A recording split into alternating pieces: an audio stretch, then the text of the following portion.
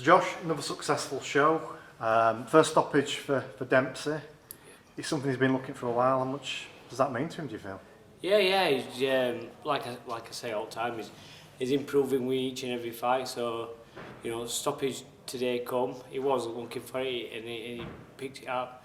Some beautiful combinations. He's from what we set out this year. He's done everything we've asked of him. So yeah, it's been a good year for him. And something we saw a little bit more probably in this fight, a bit more aggression, body shots in there. Is that something you've been working on before? With some respect, a bit like you. Yeah. Well, obviously, body shots were a big part of my career. Dempsey's picking that up now. He's switching up from head to body. He's getting more comfortable in there. He's finding his feet, if you like. Like I said before in previous interviews, he only had 2 amateur fights, even though his family's got vast experience and he's been in gym all his life. He's only actually been in ring twice as an amateur and now 8 times as a professional. So we're just doing bit by bit, and every time he's ticking it off and he's passing what we've asked of him. So yeah, it's all good. What's for him next year? I mean, he's maybe looking at an area title possibly? Yeah. We'll have a look. Obviously, me and my dad sit down and talk about where we think we should go. Maybe area title end of next year. That's a possible target. I just want him to keep improving, keep step by step. It's like I've said, all the jigsaw's got to come into place for it to happen. And, keep ticking the boxes. I'll do my job outside the ring. If he keeps doing the inside ring, area title, then yeah, why not? On the subject of accolades, your dad's recently won one as well, hasn't he? What can you tell us about that? Yeah, I mean, my dad, 3 weeks ago in Barnsley Metrodome, he won the Special Achievement Award from Barnsley. It's like a lifetime achievement award for 30 years in boxing. So it was a fantastic night. Fantastic for him to actually get accolades for what he's done for local kids. He's helped hundreds and hundreds of lads, not all boxers, but in just being better people. Our gym's like a community open. They come and I always say not everybody's going to be a champion who comes in our gym, but they're going to be better people, and we've done it for years and years. And my dad's forefront of that, and to see him get that award, it was amazing. It was a dry eye in here, so yeah, it was brilliant. We all got emotional, but for everything he does in boxing, what people don't see what goes on outside, he's been battling cancer 17 years. He's had 9 operations. He's got a morphine pump inside him. It's crazy when you look at him, and you think, he's got a morphine pump inside him and he's gone through all chemo, radiotherapy, and 17 years of fighting cancer. But he's always smiling, and he's everything to not just to me, for everybody in the gym. We all look up to him, and whenever I need advice or guidance, I ring my dad. I'm lucky in that aspect, because we've got same. I'm basically cloning my dad. We've got a love for boxing, and he's my best mate. So I'm extremely lucky to have him. Definitely. And as you say, he's getting recognition for the time he's put in. But in terms of putting time in yourself as well, you've done your first year as a promoter. Quite a batch of shows there. Have you found your first year in this side of the game? Stressful.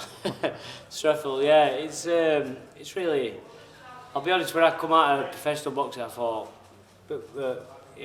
it's settled down a little bit, but I've got 10 lads now who I manage and promote, and we put 4 shows on here a year, professional shows.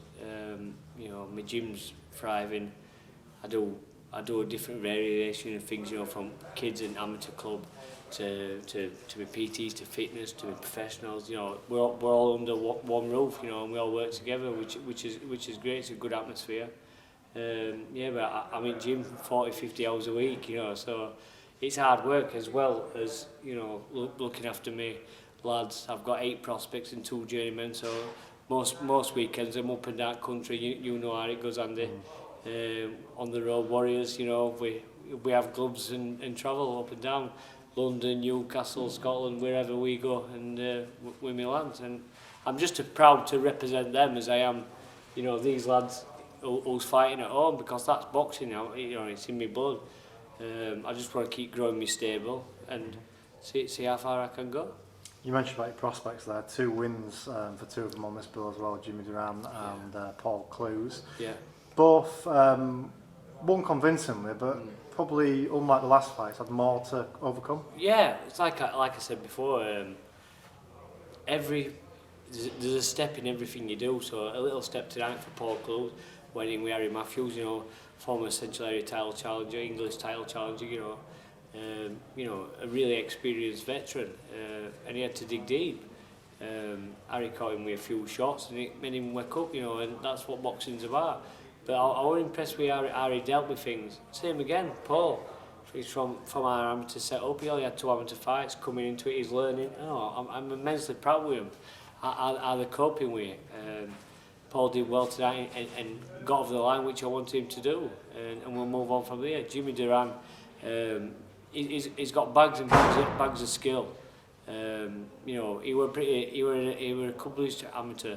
He had 10 amateur fights and he did well in them. So he's a little bit more experienced from an amateur background perspective. But as a professional, you know, he's just got to settle down a little bit. And you know, as you know, it's 2 different sports. Settle down a little bit and pick his punches out. But yeah, I was impressed with him as well.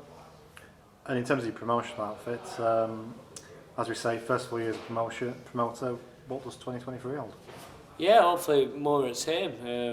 You know, I've got a massive team behind me, obviously my dad, you know, when my dad who we all look up to, and you know, I bounce off all the time. But I've got Scott Thorpe, who's my business partner. He helps me with all these events. You know, he's been a massive part of me building these shows. You know, he helps me out with everything from programs to seating plans. You know, and he's got a really successful mortgage company, which obviously I'm involved with as well with him. So we just bounce off each other. He gives me ideas, I give him ideas, and you know, we work it well together. You know, he's my friend first and foremost, but you know, we bounce off each other with business ideas. And we've actually had a mortgage market in here, and we did it like a boxing show. We did that in September. That was a massive event for him. So yeah, we bounce off each other.